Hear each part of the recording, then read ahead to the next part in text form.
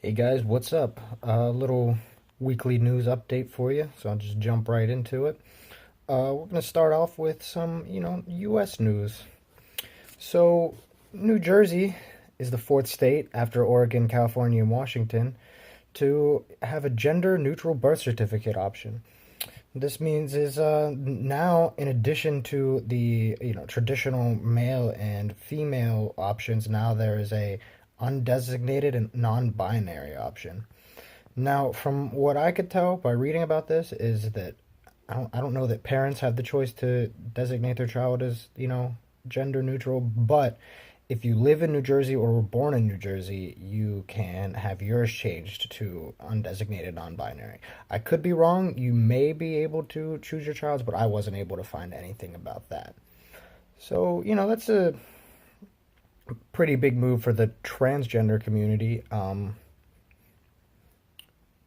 Personally, I hope that, parents can't, you know, force that gender rule on their kids because they say they'd be doing it. Well, it's not right to, push gender rules on an infant or whatever. But I mean, forcing your child to go, to not have a gender associated with their sex is just as bad, probably, to force them to do that. I'm no, sociologist or psychologist, but I can't imagine that that's going to be good for a child's well-being either. I mean, the suicide rates for transgenders and post-operation transgenders are astronomically higher than a cis person. But that's all for that. Next, this is interesting. The rapper 21 Savage, based out of Atlanta, has been arrested by ICE. So apparently he came to the US in July of 2005 at the age of 12, and he was supposed to leave next year when his visa expired, but he never did. So he's been here in 2005, that's 10, I'd say about 14 years he's been here on an expired visa. So that's it's a pretty long time to be here, without supposed to have being here. Uh, so far, all that I've been able to find is a nice spokesperson saying that he's being held for removal proceedings. So it looks like 21 Savage will be deported. So if you're a fan of his music, I don't know what that means for his career, but that's what the case seems to be. All right, some presidential news. Former Department of Justice uh, Paul Butler predicts that Robert Mueller will use Trump Jr. to get to Trump in the whole Russia Gate mediations and whatnot. So I got some quotes here from this Paul Butler guy. Like I said, he used to work for the Department of Justice, so he has credibility there. So this is his opinion on the goings on. Here's some quotes now. Mueller is not going to indict Trump, but he's going to follow the Department of Justice handbook. But he has leverage over the president in terms of Donald Trump Jr. We've seen Mueller use people's kids to get to folks in the past. He could do this with Donald Trump Jr. So basically, he's saying that in the past, Mueller has, used people's children against them to, get them to testify. So that's what he's, guessing he'll be doing with Donald Trump Jr. Now, do I think that that will work? Probably not. I don't see Donald Trump falling on his sword for his son, but I could be wrong about the guy. Uh, but he also said Trump Jr. went into the Senate Intelligence Committee, took an oath, and lied his butt off. If Roger Stone and Michael Cohen get indicted for lying to the Intelligence Committee, and Donald Trump Jr. also lied, then he gets indicted too.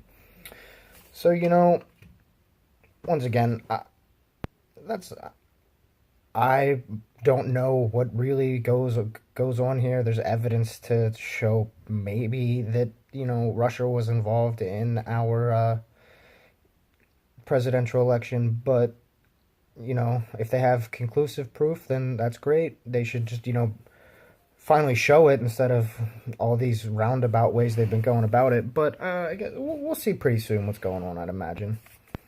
Now let's hop over across the pond, talk about what's going over in Britain. So next month there's a Brexit vote, and it's expected to go pretty badly. there's expected to be lots of looting and rioting if it does go badly, which, as I said, a lot of analysts say that that's going to be the case. So there's multiple, online Facebook groups and other forums where people are discussing how to stockpile food and medicine in anticipation for it, because they assume that, when they leave the when they when Brexit occurs, that there's going to be a shortage in food and medicine and other supplies. So people are trying to stockpile all that now while they still have the chance.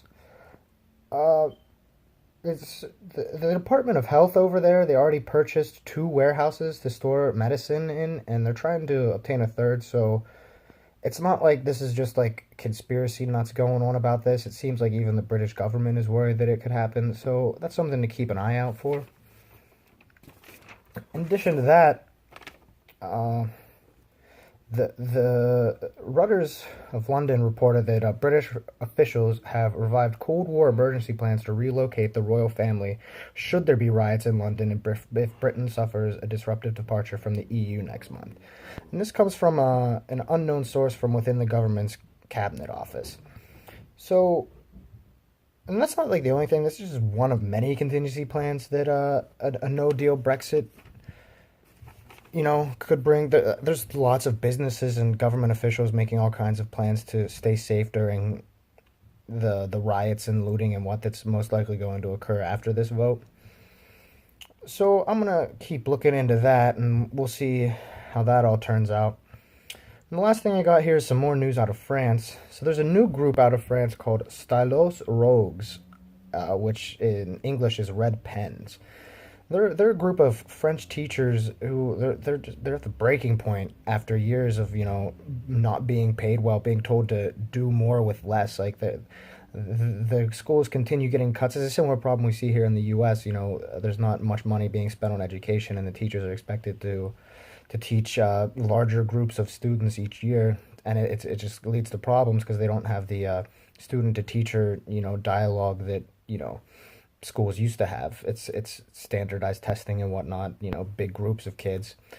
But what they want is salary increases and better conditions for the students and teachers. They want an immediate pay raise to meet the higher cost of living due to inflation and a lot of the tax raises that I talked about in my last video.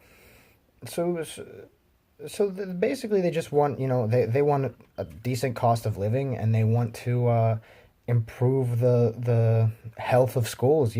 School education is very important. I mean, if you have an uneducated populace, you're not going to have, very much to contribute on the global political scale. So, you'd think that this is something that the French government would want to take care of, and, have more educated people. But these people, they're numbered to be about 34,000 for now. They went out in the streets, did a pretty peaceful protest. France, there's a lot besides the yellow vest and these guys. There's two other vest movements. I think that's the blue and pink vests are two of them. There's a lot going on in France right now. Like I said last week, my next video is going to be more about the yellow vest. I'm going to keep looking into what's going on in France because it's looking to be pretty bad over there. But that's all I got for this. I think my next video I'm going to take a look at Kamala Harris. I've been pretty vocal about her on Twitter and Facebook lately, so I'm going to get into some of the reasons why I would suggest I would suggest that nobody votes for her. So I'm going to take a breakdown, what her deal is, and I'll also have the next part of my yellow vest video for you, most likely Saturday of next week. So look forward to those, guys, and if you want, go ahead and follow me on Twitter and like my new Facebook page. I got the links for both of those in the descriptions. Just thanks for watching, and keep on the lookout for all the new stuff I got coming. Thanks, guys.